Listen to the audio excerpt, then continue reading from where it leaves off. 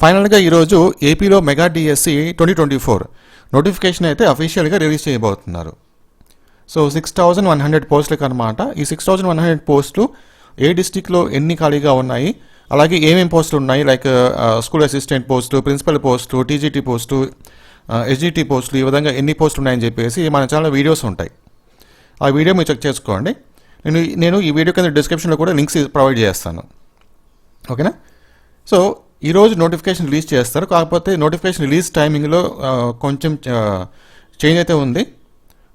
నేను ఎగ్జాక్ట్గా ఏపీలో మెగా డిఎస్సి నోటిఫికేషన్ ఏ టైంకి రిలీజ్ చేస్తానని చెప్పి మీకు ఒక క్లారిటీ అయితే ఇస్తాను.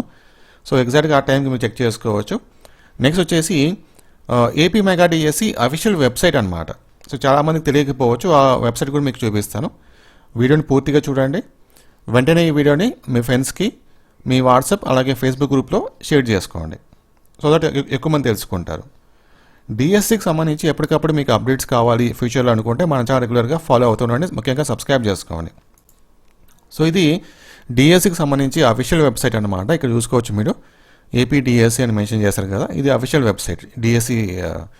డిఎస్సికి అప్లై అనుకుంటే మనం ఈ వెబ్సైట్ నుంచి తెలుసుకోవాలి. నోటిఫికేషన్ గురించి, సబ్జెక్ట్ సిలబస్ గురించి, పోస్ట్ వేకెన్సీస్ గురించి, షెడ్యూల్ గురించి, పేమెంట్ గురించి, ఇవన్నీ కూడా, హాల్ టికెట్ ఇవన్నీ కూడా. ఓకేనా? ఎస్. సో నోటిఫికేషన్ ఈరోజు మనకు స్వయంగా ఏపీ ఎడ్యుకేషన్ మినిస్టర్ ఈరోజు ఆఫ్టర్నూన్ ఎగ్జాక్ట్గా 3 o'clockకి ఒక ప్రెస్ మీట్ కండక్ట్ చేసి ఈ ప్రెస్ మీట్లో నోటిఫికేషన్ అయితే రిలీజ్ చేయబోతున్నారు. సో నోటిఫికేషన్ రిలీజ్ చేసిన తర్వాత ఎప్పటి నుంచి అప్లై చేసుకోవచ్చు, ఎలా అప్లై చేసుకోవాలి, టర్మ్స్ అండ్ కండిషన్స్ ఏంటి, ఫీజు ఎంత కట్టాలి, ఎప్పుడు ఎగ్జామ్ ఉంటుంది, ఎప్పటిలోపల అప్లై చేసుకోవాలి, ఇవన్నీ కూడా నోటిఫికేషన్ క్లియర్గా ఉంటుంది. సిలబస్ గురించి ఇవన్నీ నేను నోటిఫికేషన్ రిలీజ్ చేసిన తర్వాత మళ్ళీ ఒక వీడియో చేస్తాను.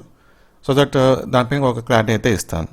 ఓకేనా? సో ఇక్కడ యాక్చువల్గా ఇక్కడ ఇచ్చారు మీకు ప్రాసెస్ అనేది.